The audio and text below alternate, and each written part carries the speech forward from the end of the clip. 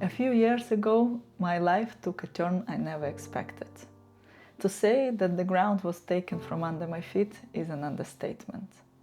The war in Ukraine not only put my entire family in danger, but it also shattered every belief I've ever had. 3 years ago, the war in Ukraine started, and a year later, it took my younger brother's life. Before this, I would not say that my life was all figured out, not at all, but I had this drive, I had the motivation and determination. I always was known among my friends and family as the one with the plan and who would go for it no matter what. And then overnight, it all changed. But I did not change. I could not change so quickly. I withdrew. I hid inside that shell, multiple shells even, and ever since I've been peeling them away one by one.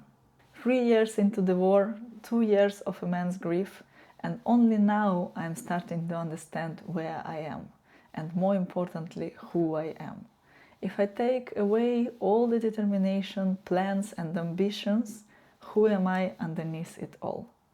And do I even like this new person? Have I made peace with her? And the answer is, I don't know yet. But I'm here, and I want to share the journey, the good, the bad and the ugly of understanding the relationship with myself, my body, my life, while grieving and honestly losing hope for the future. One of the biggest struggles of my life has always been my relationship with my body, self-image, low self-esteem.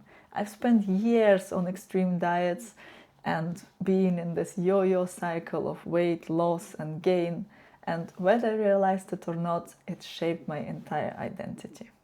As a child, I thought that adulthood was this perfect world where I would arrive and find my dream job, my dream house, my dream husband.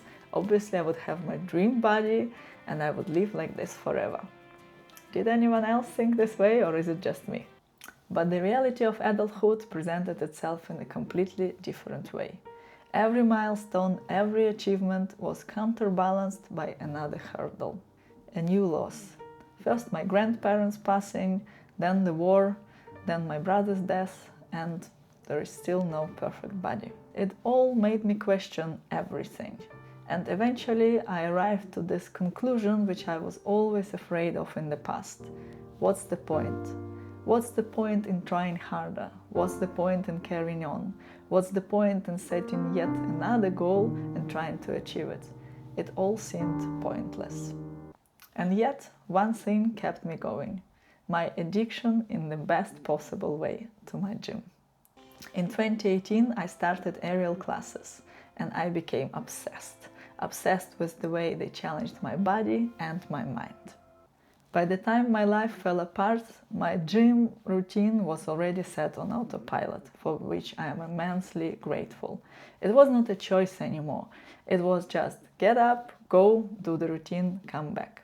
My gym became my safe space, my hiding place from my own life and from my own pain. While everything else felt blurry and non-existent, while I was just going through the motions in my daily life, this place was the only place I felt alive. And at the same time, it reminded me there is more to life. There is more than loss and obsessing over my body image. And that's why I wanted to share the transformational power of exercise with others. I realized I loved watching people improve their aerial skills, and after years of stagnation, I was finally ready to bring that new spark into my life. I became an aerial instructor and I've been teaching for a year now, and I absolutely love it. And of course, in the process, I lost some weight. I went from this to this. But I don't have it all figured out yet. There is still so much to learn and I'm taking it step by step. That's why I'm here. That's why I'm making these videos. Because I know I am not the only one trying to figure it all out.